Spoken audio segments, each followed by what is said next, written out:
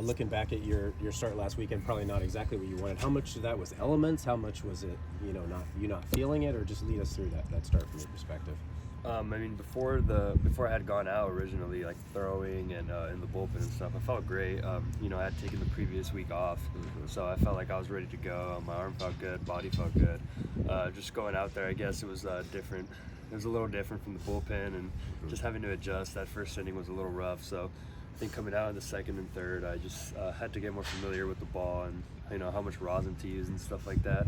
But I started getting a little comfortable out there. It was still not going my way, as many strikes as I usually throw. But I was trying my best and just trying to get some through. So. How much do you think just the experience of playing in a postseason game like that will kind of help you, this weekend? Yeah, this last game was definitely a learning game. Just trying to understand, how to be better even when things aren't going your way, and just fighting through it. So I think that was a good way of learning after yesterday's game, and plan to be better in the rest. So. What was the toughest mental challenge, do you think, on that game on Sunday, obviously, for you? What do you think was the biggest struggle? I think it was just the fact that I was giving up walks. I know it's not something I usually do, so just the fact that I was doing that and just trying to find the zone. I was just not in my head, but I was just trying to get it through, and I was just trying to find my best way to throw some strikes. You didn't want to come back out for the fourth on Monday? You just called it good there? I would have loved to if my arm let me. With this being a 3-game series coming up and you getting the ball on Monday, presumably either you won't pitch or it will be a must-win game. Do you think about that at all, or how do you feel about that? I'd love to not pitch. I'd love for us to win the first two, but then again, I'd just love to go out there for the boys and throw. So either way, it's a win-win for me. So, but yeah, I just hope we get the first two and we keep riding the high wave. One thing about Kentucky is they kind of play a small ball, sort of a lot of base running, a lot of bunting, and that's kind of their style. How does that challenge you as a pitcher? How does it change how you approach a lineup? When there's runners on base, you kind of just try to mix up your timing a lot, prevent them from stealing and stuff.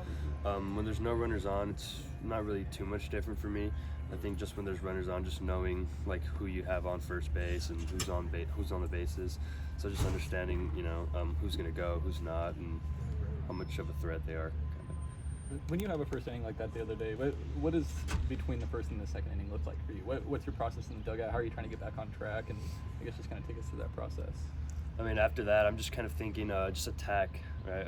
Just trying to give the hitter something to hit, make them feel like they have to swing. So in that second inning, I was just going in. I was throwing some more heaters. So I started throwing more fastballs and just trying to get some swings and ground balls, and it was working out pretty well. So when the conditions are the way they are, do you kind of try to cut something from your repertoire? Do you go to two-pitch mix? Like how do you kind of deal with that when it might be hard to get a grip on some of your off-speed stuff? No, not necessarily. I was still throwing all three pitches. You seen that slider in that last pitch I had thrown. It kind of popped out a little bit, but I guess just the sliders I was throwing a little less of because couldn't find a good grip, but.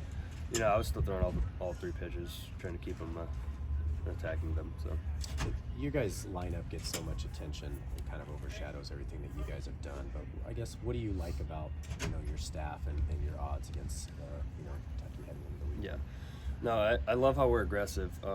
Everyone's not afraid to attack. Sometimes the walks come, but we overcome it and try to minimize as much as we can. And as a team, we know we have each other's backs, so as long as we keep doing that, I think we'll be great. Is there a sense that there is so much attention on the lineup that you guys kind of do slide under the radar a bit, or is it just whatever? I think early on in the season, we were sliding under the radar a bit, but I think the fans kind of going to appreciate how much better we've become in pitching as a staff, so yeah. What's your biggest concern heading into this weekend? As a pitcher on the mound and obviously as a team as well, heading into Kentucky on a road, it's going to be a hostile environment. They're obviously one of the best teams in the country this year, best in the SEC. What's kind of your opinion on that?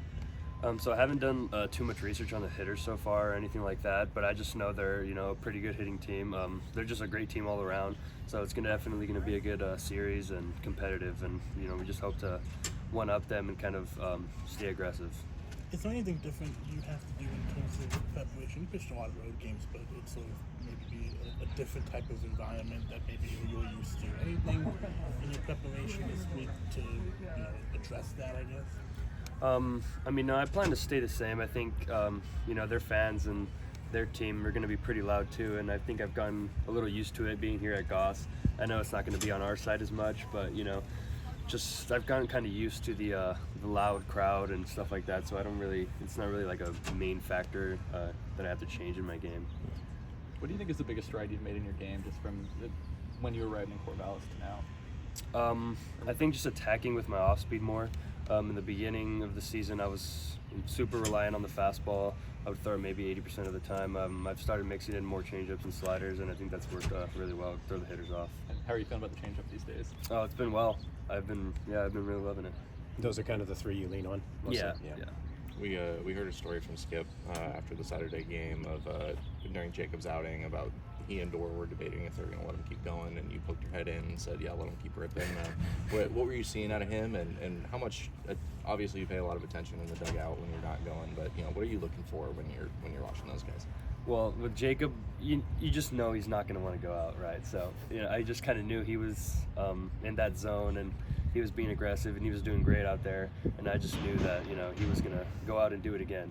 So I was like, why not? Yeah, give it to him. He's going to do it, and he did. So he did really good this weekend. They often listen to you? Here and there. I just had a little nod of approval kind of thing, let him go, come on, and he went out. So You're like, that's the first time they listened to me all year. it was nice. Yeah. How would you describe the way Aiden's throwing here down kind of the stretch of the season? He had that scoreless streak. He's been so dominant. Just, what does he bring to the top of the rotation? Yeah, he's been amazing. He's always just attacking and being aggressive and confidence, making the hitter think that he's going to get beat, and just, always thinking he's going to win, and bringing that to the staff and kind of making everyone think like that, and just getting everyone to, act like they're a dog on the mound and they can get anyone out. It's like that kind of mentality he brings to the team, and I think we've all incorporated into our game over the season as a staff. So. Do you guys watch film together, or do you is that an individual thing where you go through the lineups with Dor or yourself, or do you guys starters get together like that? How does that work? Usually the whole staff would get together. Lately we've been doing kind of on our own a little bit more, just with the schedules being a little more busier. But I think everyone's been getting in on their own right now, though. Okay. But earlier on in the season, as a team, we would get together just to kind of learn how to scout and stuff. Right. Yeah. So. When we see Keljo out there, he's obviously really pumped up, kind of a bulldog. It gets really fired up coming off the mound, and then we get him in the press conference, and he is really quiet and really soft-spoken.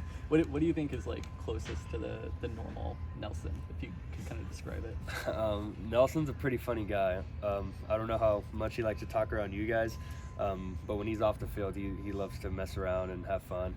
But when he's on the mound and he gets out there in the game, he just turns on a mode, and he turns into a beast, and you've seen it. It's great to see. So he's not always like that behind the scenes. No. All right. Thanks, Eric. Thanks, Yeah. Eric. Appreciate it.